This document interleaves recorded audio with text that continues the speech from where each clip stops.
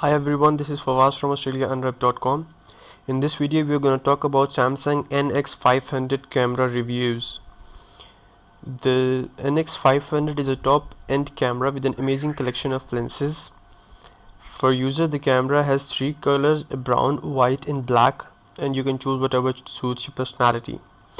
The body type is Stranger Finder style mirrorless. Main resolutions are 6480 multiplied by 4320. Image resolution are 3:2, 1:1 and 16:9. The sensor photo detectors are 31 megapixels and effective pixels are 28 megapixels. The sensor body is BSICMO. Sensor size is APS-C.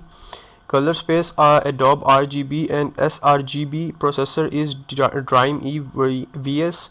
Color filter area primary color filter. The ISO are 100 to 2500 1600, and that can be expanded up to 51200. The white balance preset is 7.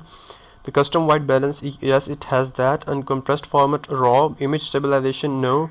JPG quality level normal, fine and superfine. File format raw, sRW and JPG.